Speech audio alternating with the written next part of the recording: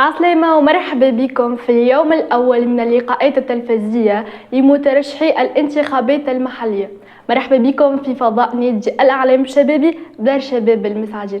معكم سلام عبيبي في التقديم، وين يحضروا معنا المترشحين بدائرة مساكن واللي في 3 دقائق باش يعرفونا برواحهم، برامجهم الانتخابية، رؤيتهم لتشجيع الشباب على المشاركة في الانتخابات، وفي الأخير كلمة حرة لكل مترشح. وإن شاء الله بالتوفيق للجميع. بسم الله الرحمن الرحيم. السلام عليكم ورحمة الله وبركاته. الهادي السعفي أصيل منطقة شراشير، متحصل على الإجازة التطبيقية في المحاسبة، مترشح عن دائرة كروسي الغربية من معتمدية سيد الهاني ولاية سوسة.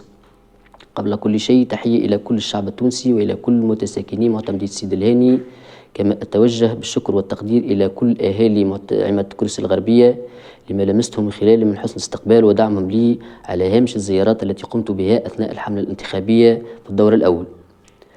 ترشحنا للانتخابات المجالس المحلية وتحمل مسؤولية سياسية يهدف بالأساس إلى إيجاد حلول لعديد المشاكل والصعوبات العالقة بالمنطقة التي مست جل القطاعات الحيوية.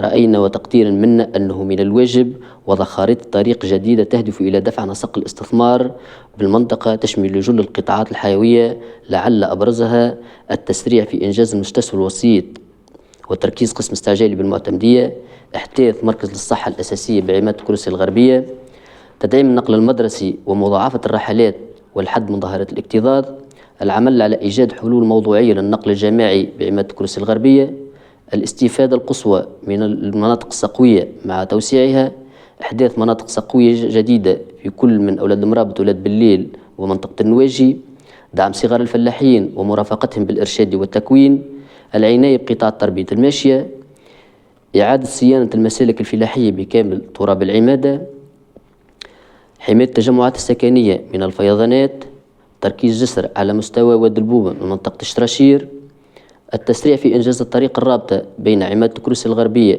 ومعتمديتي القلعة الكبرى والصغرى، العناية بالبنية التحتية بالمدارس الابتدائية، العمل على برمجة مدرسة ابتدائية بمنطقة النواجي، إنشاء قسم تحضيري بالمدرسة الابتدائية بشراشير، كذلك تركيز نوادي ثقافية بكل من أولاد المرابط وأولاد بالليل ونواجي شراشير.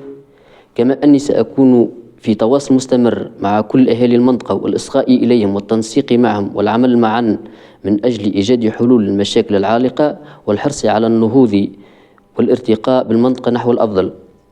ختاما كلمة إلى كل الشباب بأن يكون له دور فعال في الحياة السياسية ويكون شريك أساسي في اتخاذ القرارات والمساهمة في الإصلاح والبناء تحت شعار معا نحو الأفضل، فكونوا في الموعد يوم الاقتراع والإدلاء بأصواتهم ولكم الاختيار ما ترونه مناسب. والسلام.